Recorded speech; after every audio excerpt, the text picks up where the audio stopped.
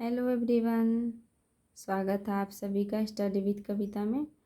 तो आज का जो हमारा टॉपिक है, जो क्वेश्चन है वो लॉन्ग टाइप क्वेश्चन है और ये 15 नंबर के मार्क में एग्ज़ाम में आता है।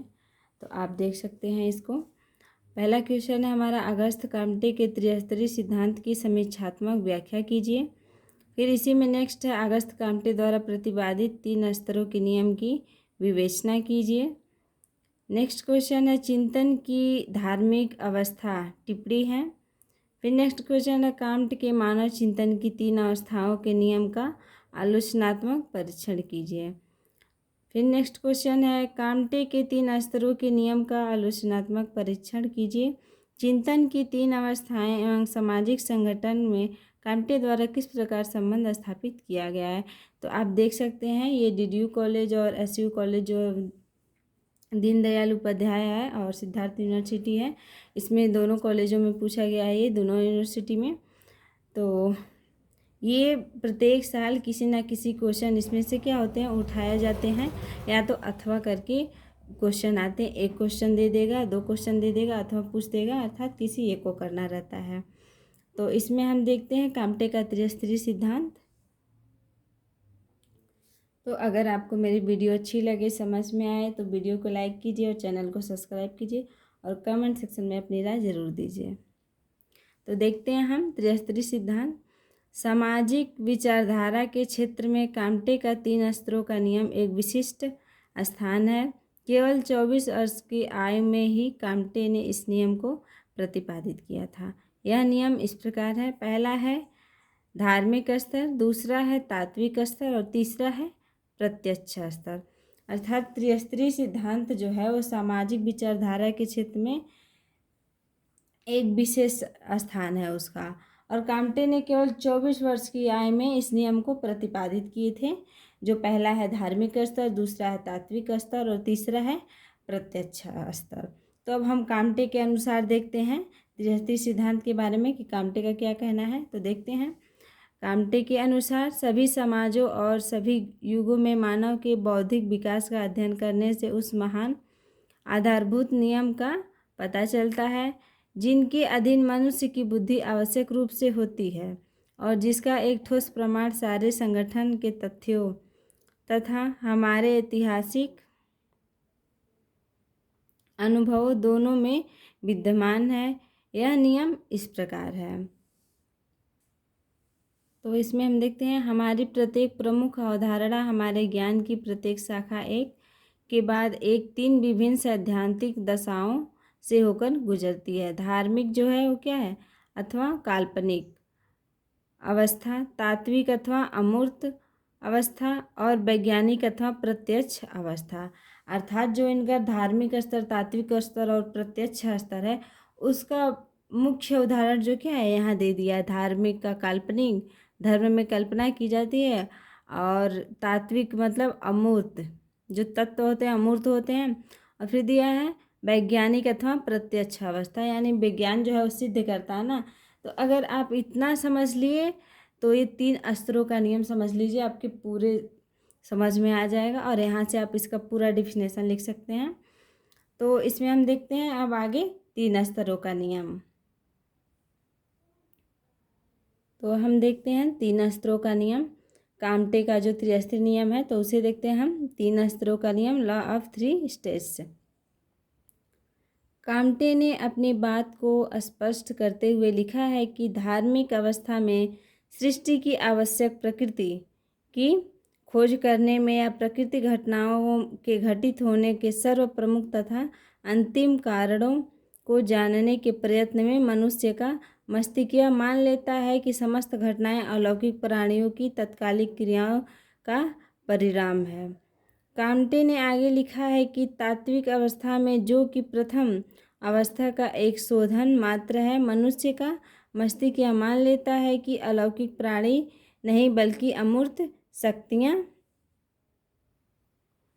हैं जो कि सभी जीवों में अंतर्निहित होती हैं, समस्त घटनाओं को उत्पन्न करती हैं। काम्टे के अनुसार अंतिम अथवा प्रत्यक्ष अवस्था में मनुष्य का मस्तिष्क निरपेक्ष धारणाओं, विश्व की उत्पत्ति और लक्ष्य तथा घटनाओं के कारणों की व्यर्थ खोज को त्याग देता है और उनमें नियमों के अर्थात उनके अनुक्रम तथा समरूपता के स्थिर संबंधों के अध्ययन में लग जाता है। सम्मिलित रूप से तर्क तथा निरीक्षण इस ज्ञान की का साधन है। तथ्यों की व्याख्या इस कथन से जो कुछ हम कह सकते हैं वह केवल सामान्य तथ्यों के बीच संबंध की स्थापना मात्र है।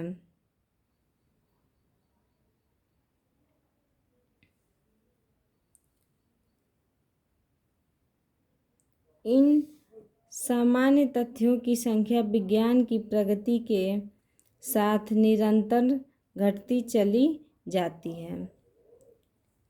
अब हम क्या देखते हैं कि जो 3 स्तरों का नियम है उसमें कांटे कहते हैं और ये कहते हुए स्पष्ट कहते हैं कि जो धार्मिक अवस्था होती है उसमें जो प्राकृतिक खोज होती है उससे आप प्राकृतिक खोज करने में घटनाओं को घटित होने में सर्वप्रमुख क्या होता है, अंतिम कारणों को जानने में जो प्रयत्न करता है मनुष्य, उससे क्या कर लेता है, उसका मस्तिष्क यह मान लेता है, वह मान लेता है कि ये जो समस्त घटनाएं हैं वो अलौकिक प्राणियों द्वारा हो रही हैं, अर्थात ना दिखने वाले प्राणी जो दिख नहीं रहे हैं ऐसे प्राणियों के द्वारा हो रही है, अर्थात या ये मान लेता है कि कोई प्राणी है जो दिख नहीं रहा उसके द्वारा ये क्रियाएं क्या हो रही हैं। जैसे मान लीजिए बारिश का आना, भूकंप आना, झरने से पानी गिरना, तो ये क्या मान लेता है कि जब धार्मिक अवस्था में व्यक्ति होता है अर्थात धार्मिक स्तर में व्यक्ति ये मान लेता है कि जो झरना गिर रहा है या बारिश हो रहा है ये क्या है, किसी अलौकिक, ठीक है, अदृश्य व्यक्ति के द्वारा ये क्रियाएं क्या की जा रही हैं। लेकिन जब वही तात्विक अवस्था में हम आते हैं तो देखते हैं कि ये क्या है, एक संशोधन की अवस्था है और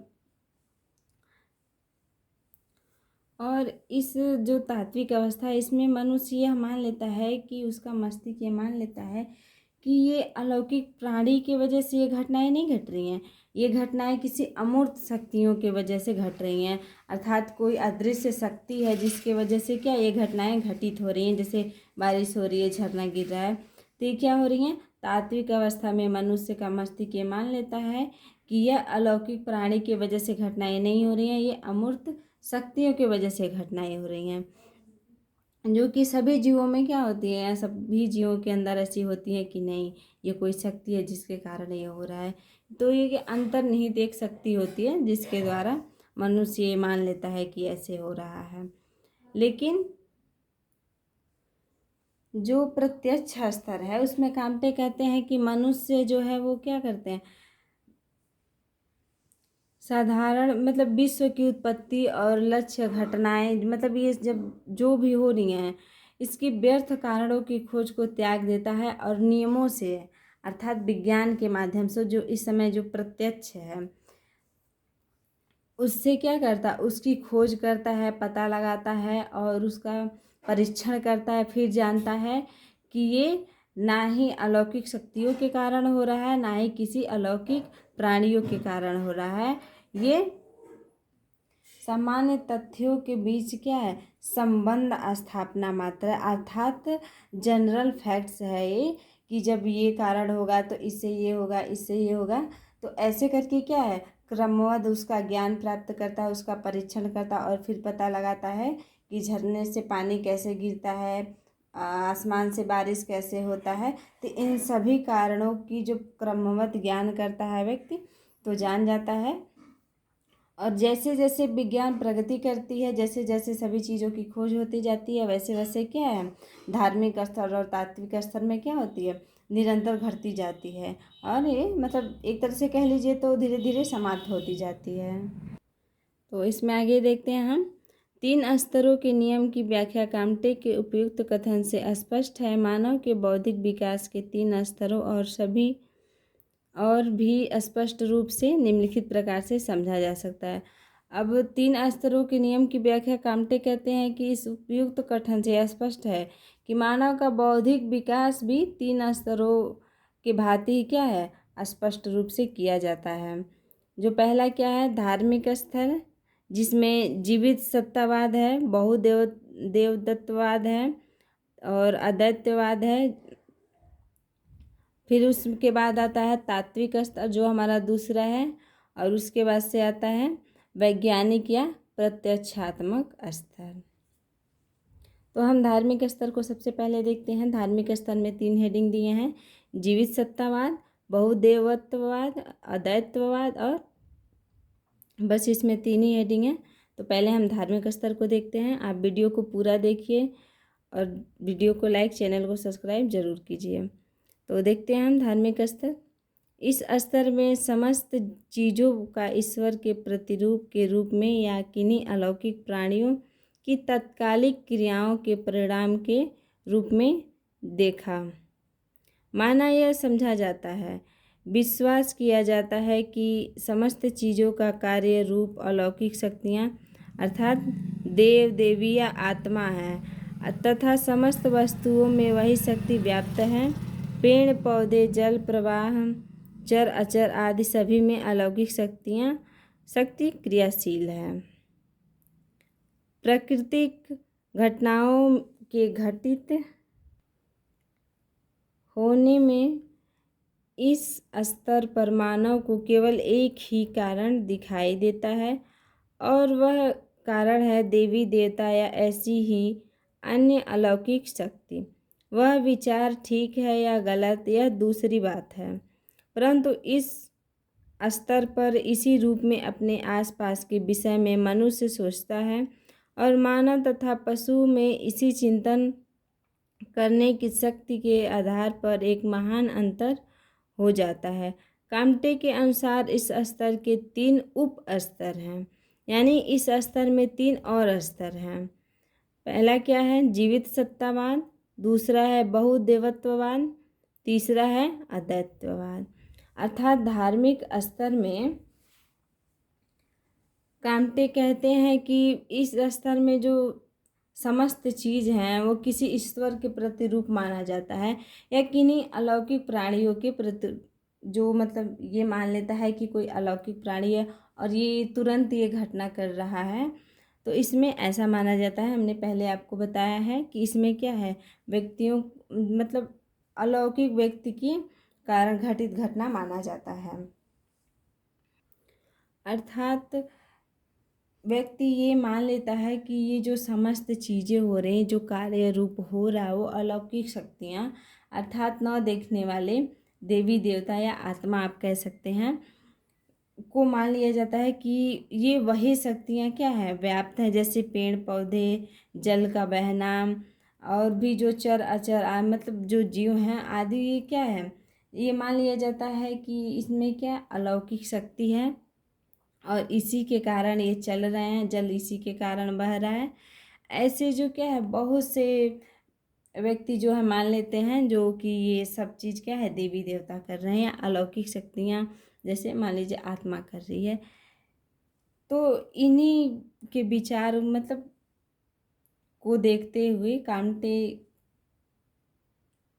कहते हैं कि यह विचार ठीक हो गलत हो ये दूसरी बात है, परंतु इस स्तर को उसी रूप में अपने आसपास के विषय में मनुष्य सोचता है, और मानव तथा पशु इसी चिंतन करने की शक्ति के आधार पर एक महान अंतर हो जाता है। अर्थात मानव की सोच और पशु की सोच में क्या हो जाता है, अंतर हो जाता है।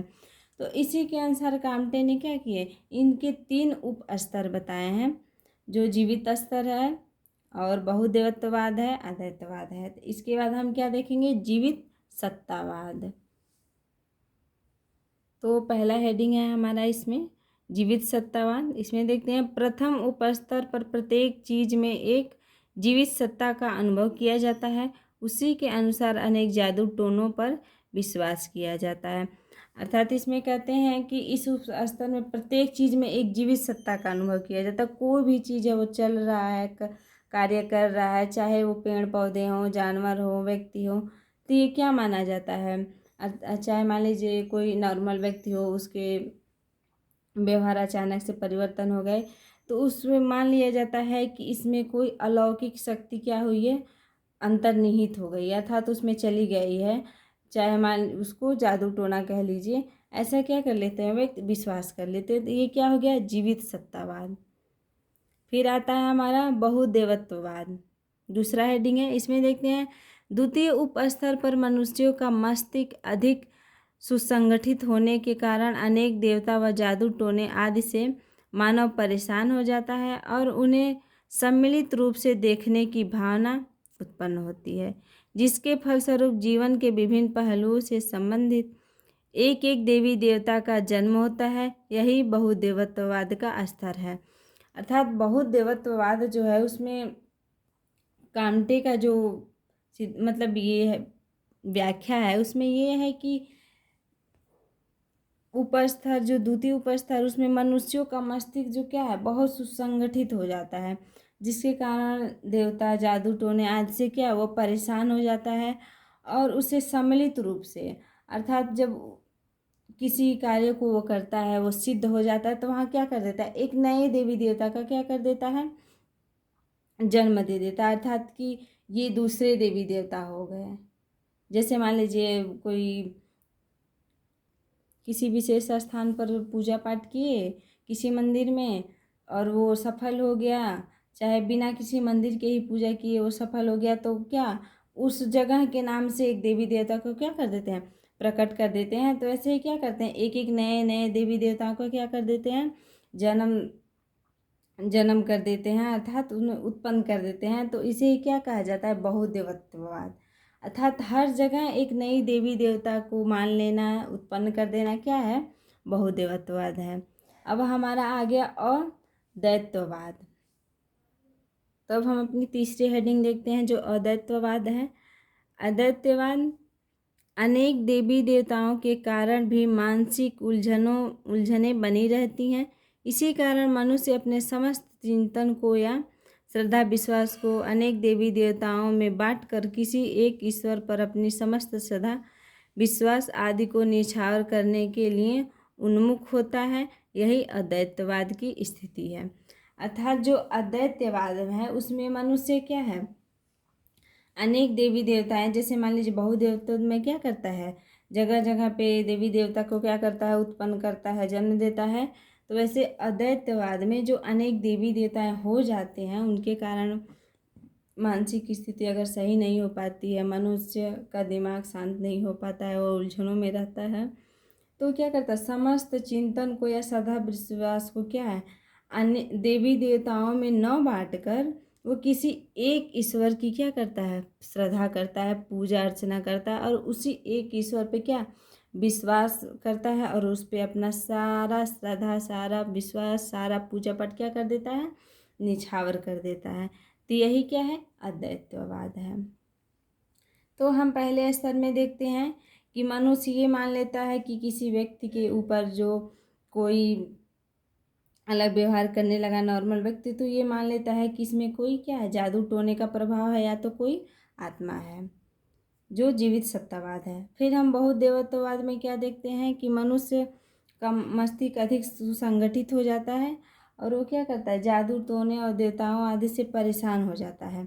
फिर वो क्या करता है कि कहीं अपना पूजा पाठ करता है, अपना मतलब अलग श्रद्धा करता है और वहाँ से एक नए देवी देवता का क्या कर देता है, जन्म दे देता है, उत्पत्ति कर देता है।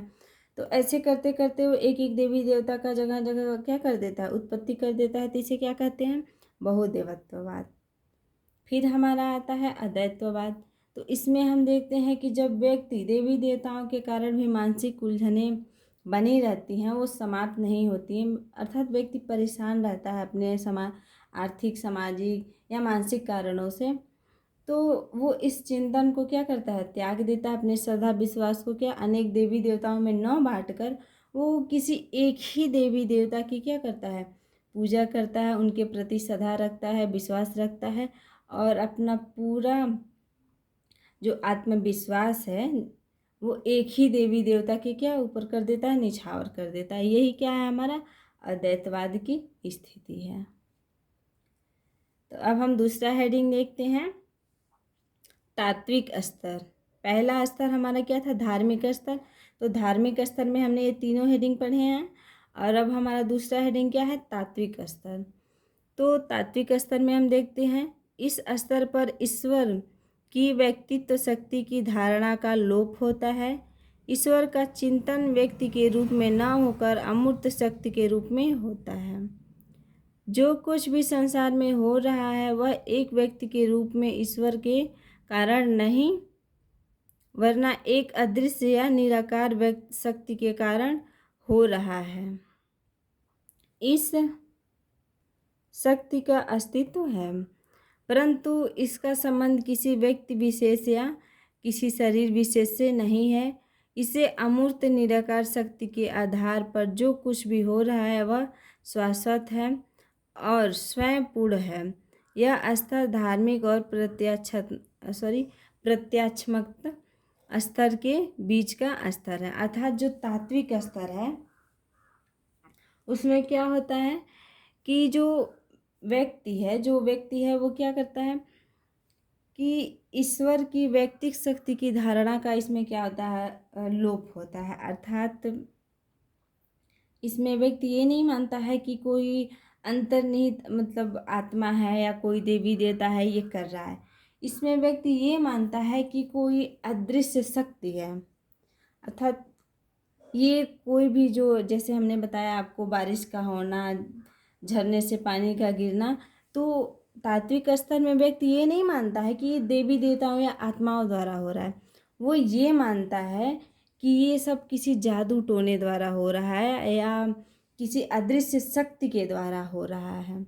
कोई इसे कर नहीं रहा है, ये अपने आप शक्तियों के द्वारा हो रहा है। व्यक्ति ऐसा मान लेता है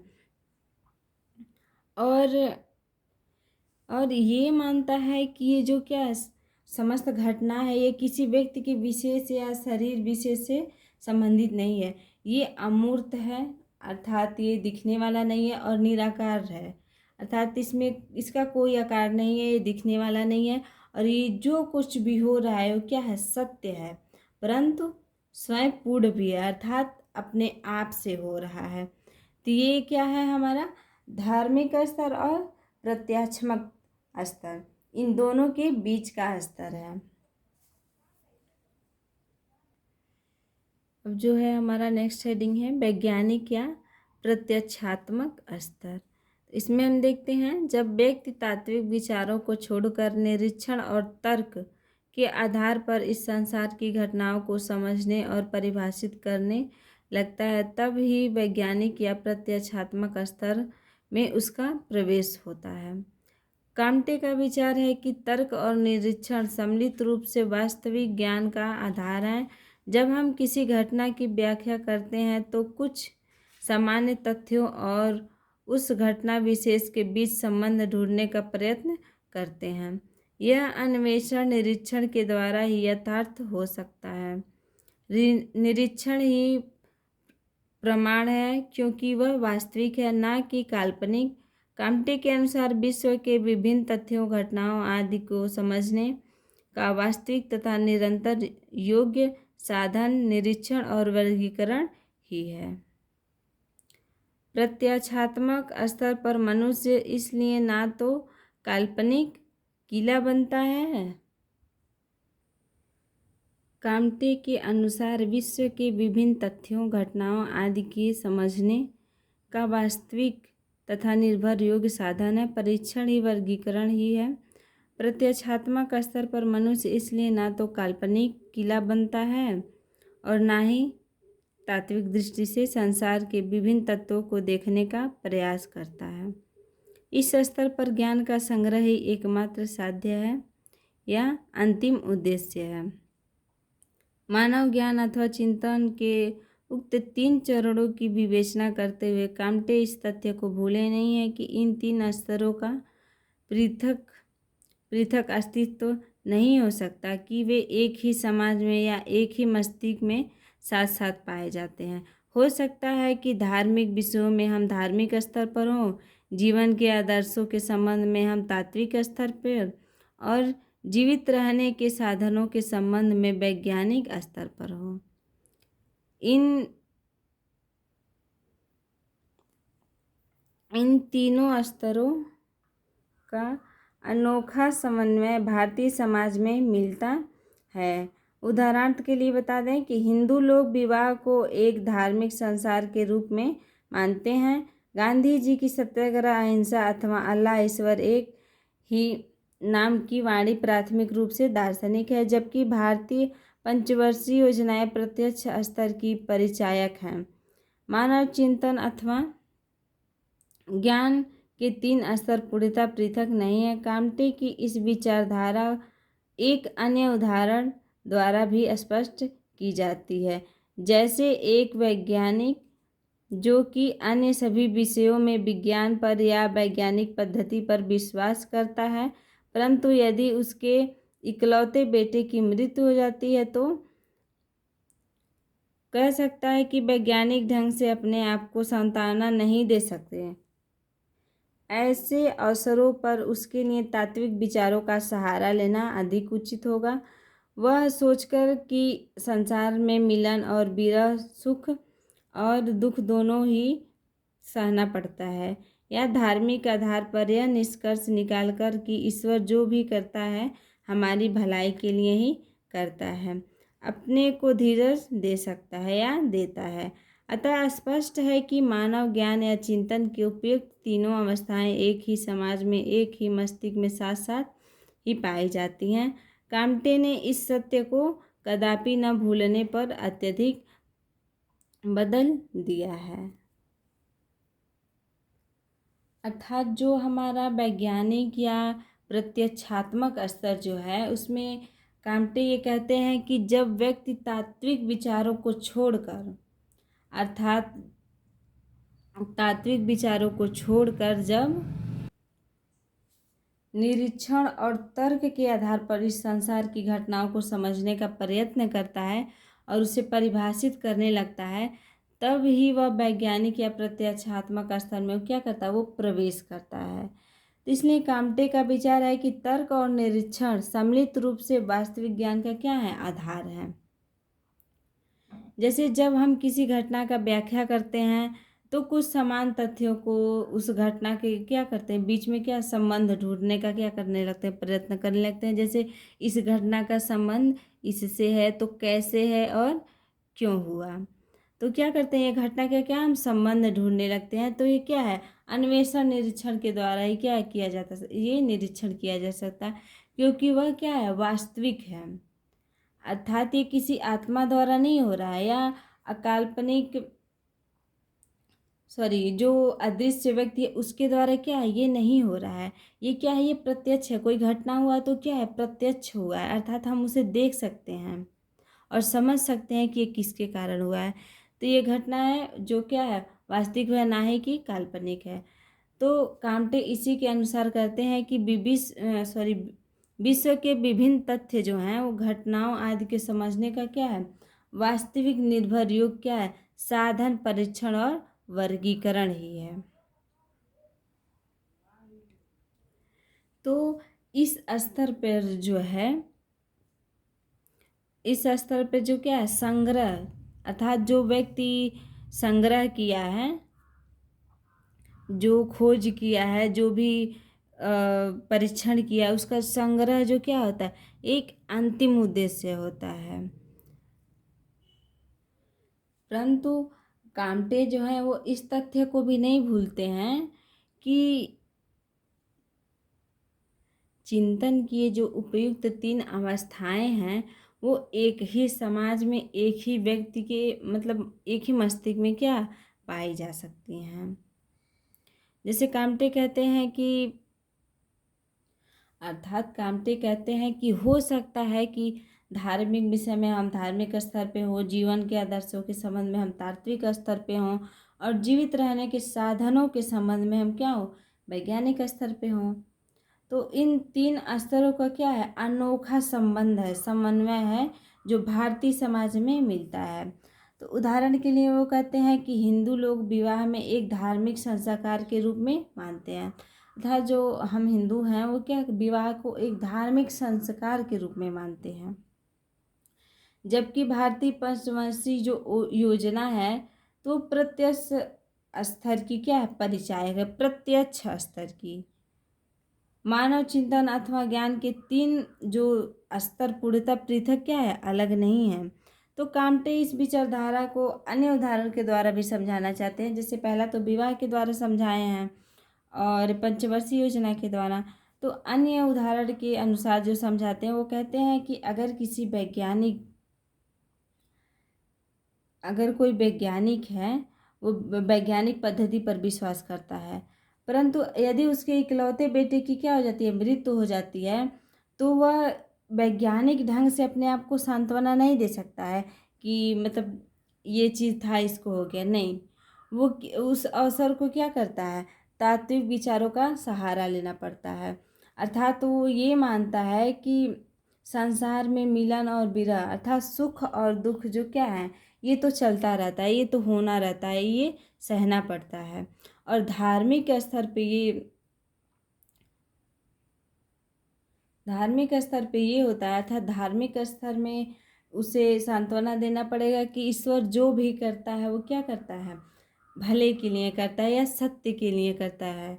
अर्थात जो ईश्वर करता है वो सत्य होता है। तो इसमें क्या है, तीनों स्तर आ जाते हैं, तात्विक स्तर भी, धार्मिक स्तर भी और प्रत्यक्ष स्तर अर्थात वैज्ञानिक स्तर भी। तो वही कहते हैं काम्टे कि ये जरूरी नहीं है कि हम किसी एक स्तर पे मतलब रह सकें। मनुष्य हो सकता है कि जो ये तीनों घटनाएं हैं, तीनों स्तर हों, किसी समाज के एक व्यक्ति के मस्तिष्क में क्या ये तीनों घटनाएं हो रही हों। अर्थात कि मानव ज्ञान या चिंतन की जो ये तीनों अवस्थाएं हैं वो एक ही समाज में, एक ही मस्तिष्क में एक साथ पाई जा सकती हैं। जैसे मान लीजिए हमने अभी वैज्ञानिक का के सामने उदाहरण प्रस्तुत किया, तो पहले क्या हुआ, वो वैज्ञानिक है, सब चीज़ वैज्ञानिक रूप से देख रहा है, लेकिन वहीं बेटे की मृत्यु हो जाती है तो क्या हो जाता है, तात्विक स्तर पे अपने आप को सांत्वना देता है। और फिर धार्मिक स्तर पे ये सांत्वना देता है, अपने आप को धीरज देता है कि भगवान जो भी करता है वो क्या करता है, अच्छा करता है, जो होता है हमारी भलाई के लिए ही होता है। तो ऐसा करके वो अपने आप को धीरज देता है। तो इससे अगस्त काम्टे कहते हैं कि सत्य को कदापि भूलने का अत्यधिक क्या बदल दिया है। अर्थात जो सत्य है, ये जो हमारा धार्मिक स्तर, तात्विक स्तर, प्रत्यक्ष स्तर, ये जो सत्य है वो भूलने न दिए जाने पर क्या किया जाए, बढ़त किया जाए, अर्थात इसे भूलने ना दिया जाए। तो अगर आपको ये वीडियो समझ आया हो, पसंद आया है, तो आप वीडियो को लाइक करें, चैनल को सब्सक्राइब करें और कमेंट सेक्शन में अपनी राय ज़रूर दें। तो मिलते हैं आपसे नेक्स्ट वीडियो में। Bye bye.